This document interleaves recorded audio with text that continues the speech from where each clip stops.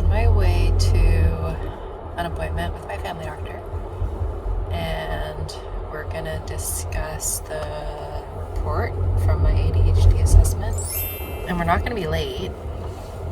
We are absolutely not gonna be late to it. We're gonna be early, hopefully, because I have already missed a doctor's appointment at this office, and I cried in the waiting area.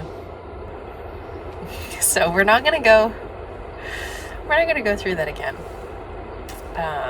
We are gonna be on time for this appointment because I set myself alarms and I added in buffer time.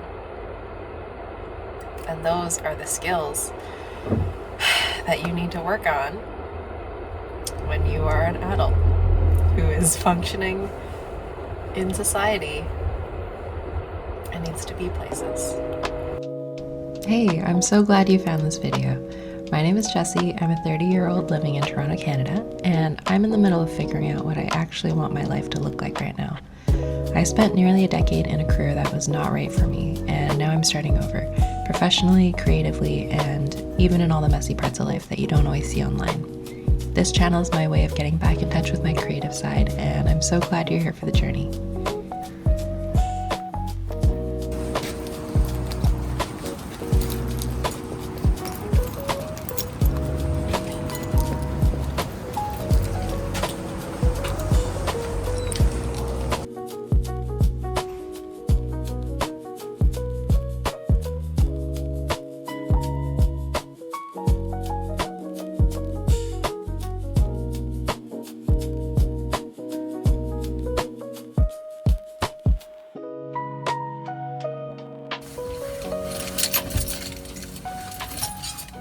Okay, I had my doctor's appointment. I am a big fan of my new family doctor. I've been seeing him for a year and a bit now, and he's been great. It makes such a huge difference to have like a good family doctor who listens to you and doesn't dismiss your concerns. But anyways, yeah, the appointment went really well. We discussed the report from my assessment. We have enough support so that if I request accommodations in the future for work or school, I'm all set. And we also talked about my sleep because my sleep schedule's been all over the place lately. And we talked about also, treatment options and like what if I wanted to in the future try medication. We talked about options for that. So yeah, overall, I just am really thankful. That was a good appointment. Yeah, I'm gonna take the dub. I was on time, like literally right. I checked in, went to the bathroom, and while I was in the bathroom, I could hear that they called my name. Did I know that there was construction all along the street where the clinic is? Yes, I knew because I had seen it recently. I had gone through this area like, I don't know, 3 or 4 times in the past couple months, and I absolutely knew about the construction. Did I factor that in when calculating the time it would take to get me here? No, I absolutely did not factor that in. So I actually was risking being late, and it's so funny because I was like, oh, I'm gonna be early to the appointment.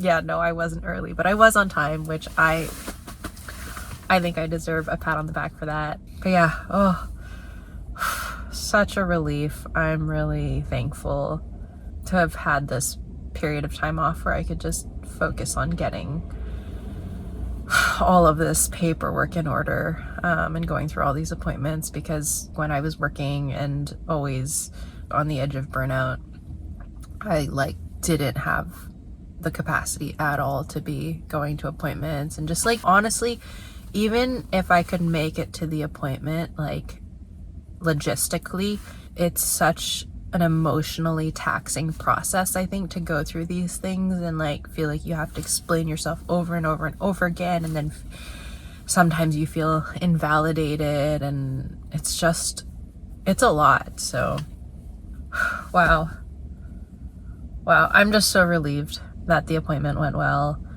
and that all of my paperwork is finally in order, and to know that I have things documented properly for the future. Yeah.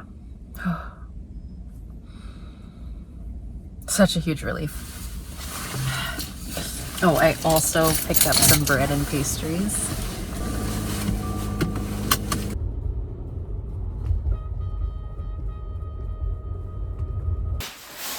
Hi, sweetheart. Hi. Are you a good dog? Are you a good dog? Shake. Wow, can you go pretty? Wow, you're so pretty. Oh no, you missed it. Good girl. Good girl.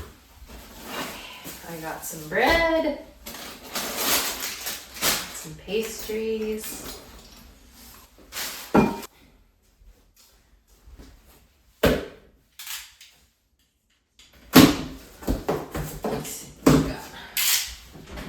We got some bell peppers. Oh no, oh no, no. Wow, these are big carrots. Okay, we got a couple cucumbers, big bunch of parsley. We got ourselves a massive rutabaga. I think these are Brussels sprouts. Oh yeah, Brussels sprouts, baby.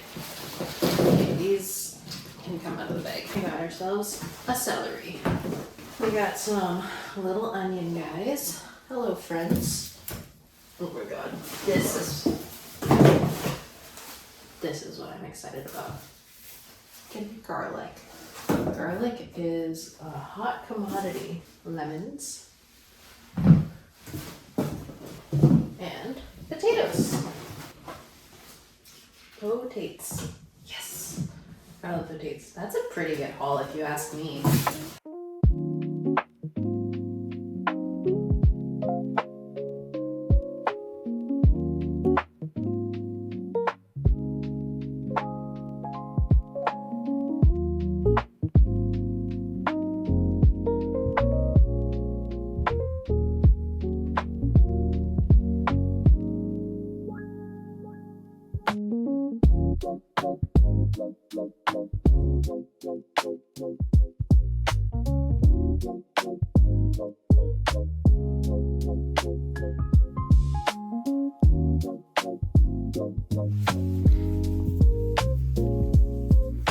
Hey, sweetheart. Oh, big yawn. Big yawning dog. I'll take you for your walk with the eater. Oh, big shake. I know. We're gonna go. Oh, I know. We're gonna go. You gotta stretch with me, Sal. Come on, let's stretch. Let's stretch. Oh, good girl. Big stretch. Oh my goodness. Big stretch. You got a wetsuit. That's good. Well done, wet. Oh, big stretch. Big stretch. Good girl. Good stretching. Okay.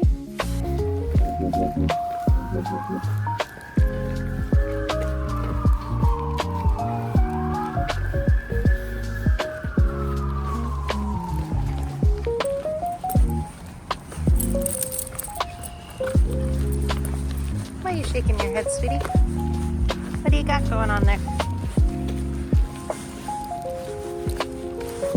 Don't eat that.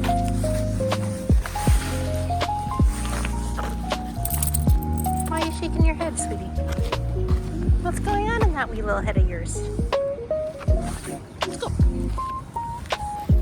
Is it the smoke, sweetie? No, no, no, no, no, no, no, no. What are you rolling like that for?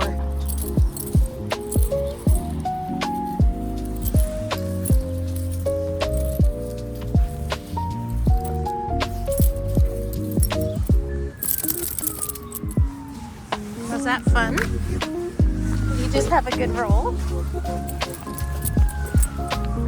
Is it the smoke, sweetie? Is the smoke bugging you? It must be bugging you, hey? I think we'll feel better when we're inside.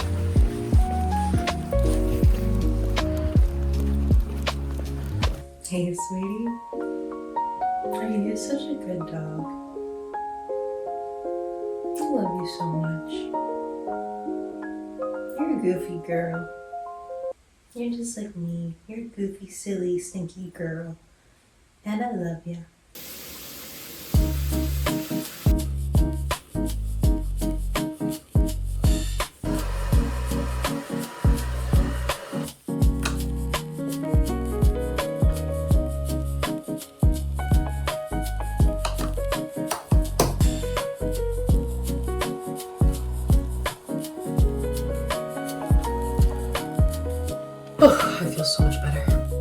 I always feel better after a shower, but the problem is getting myself in the shower. But we did it today. Gotta take the dubs where you can get them.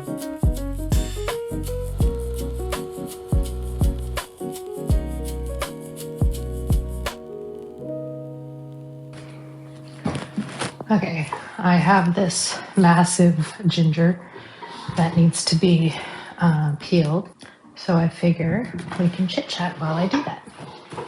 So this diagnosis has been like many years in the making. I was 20 years old when I first heard of ADHD, especially in women. I had a friend from school who was diagnosed and was sharing about her experience and some of the symptoms and struggles that she had, especially in school. I remember feeling like, oh wow, I can relate to that so much. I really struggled in school.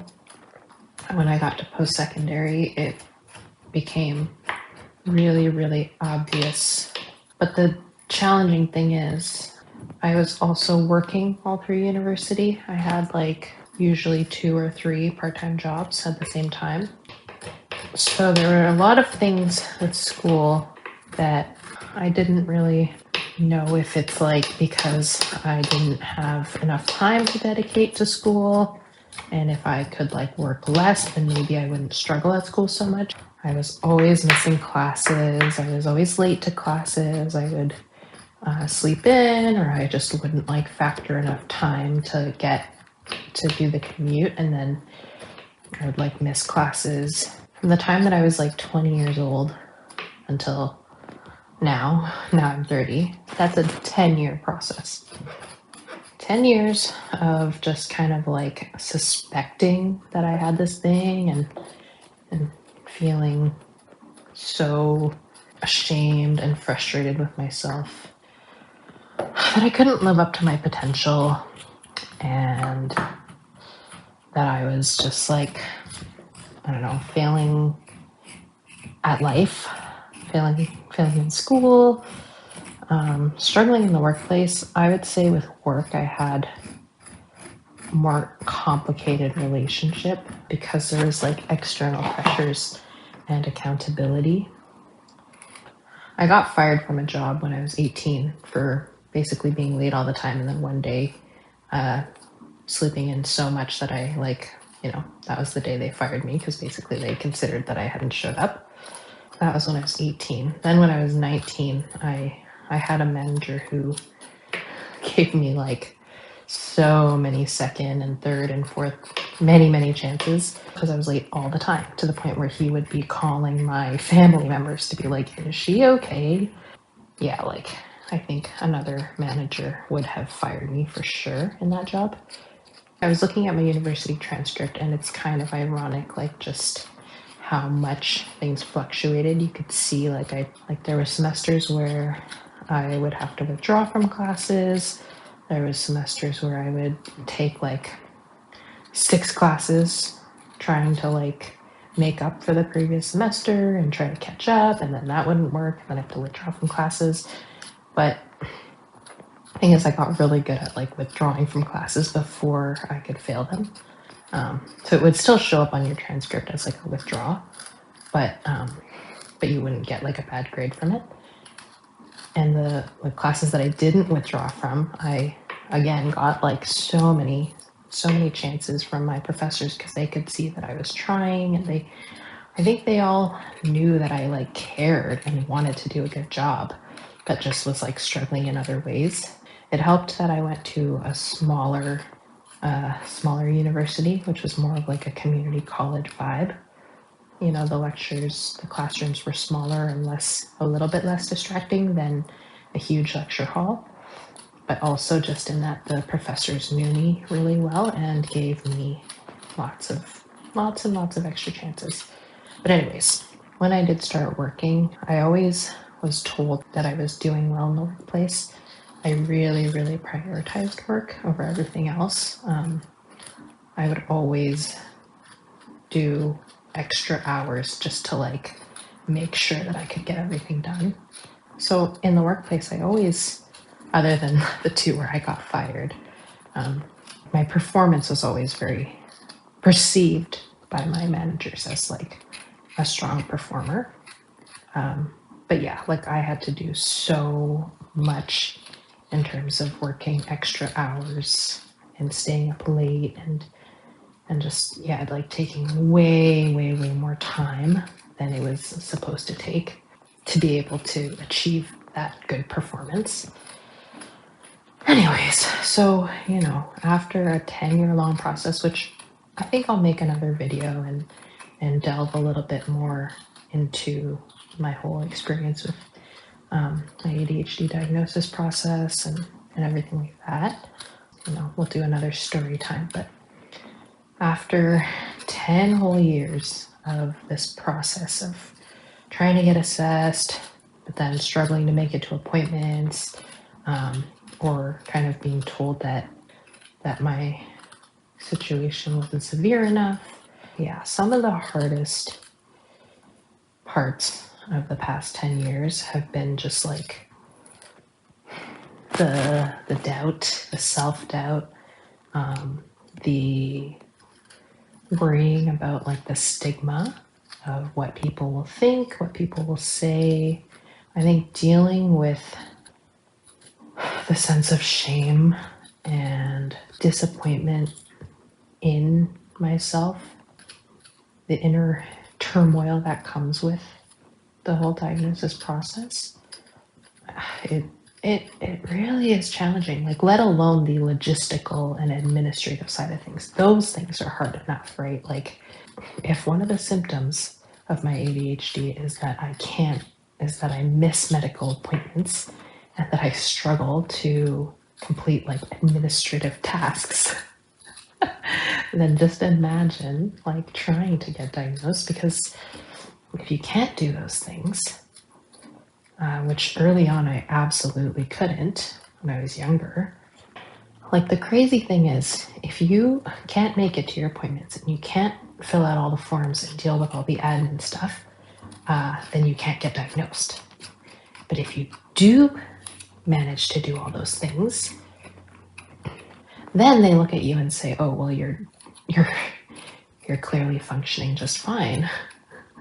Well, they don't all, but I did have one psychiatrist who I had that experience with, and she said, "Oh, well, your life is not falling apart." But the thing is, I felt like my life was falling apart. So I think all of these things are like what make the process so challenging. And thank God I have a family doctor now, like a good family doctor who's been like really helpful throughout this whole process. Before this family doctor, I actually signed up at a different clinic, and I was really struggling at the time, and I went in for this intake appointment, and I told them how I was like really struggling, and I started crying in the appointment. And she just got up, did not acknowledge that I was crying, and started walking out of the room and said, "Well, it's nice to meet you." And was about to leave, and I had to ask, "Wait, by the way, are you gonna, do the referral?" And they said, "Yeah, they'll call you." I mean, listen, I'm not expecting you to be my therapist. I have a therapist. But like, imagine you are a doctor and you have a brand new patient who you're meeting for the first time, and they start crying in your office because they're struggling, they're having a hard time. Imagine getting up and leaving the room. Like, that was quite upsetting. And then that happened right before the psychiatrist appointment, where the psychiatrist was like, "Well, your life isn't falling apart." So anyways, I feel very, very lucky that now I have found a doctor who's great and listens and is like very well resourced to do his job. And it's honestly made a world of difference. Like, not this most recent appointment, but the appointment before this, I started crying in his office, and he handed me a box of tissues, like just like a normal human being would. Even though this was, yeah, a really long and challenging process for me, like, I feel so, so grateful to have come out the other side of it. Oh my God, okay. I have peeled the entire ginger. Wow, that took a really long time. I imagine if you're watching this video that you may have similar health concerns in your life that you're trying to make sense of and navigate. And if that is the case, I really, really, really just want to encourage you not to give up in advocating for yourself and in finding healthcare providers who will listen, because they are out there. I know it can be such a nightmare just navigating the healthcare system. Oh my gosh, this is so much ginger. I can't even. I need a bigger container. This is going to be the biggest container. Oh my God, this is like a massive ginger.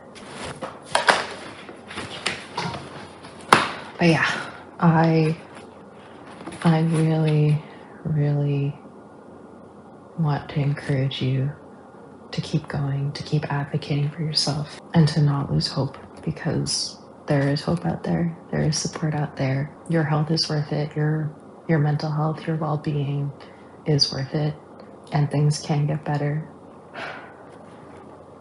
Okay, this was quite the effort, but I've got ginger for like a whole year.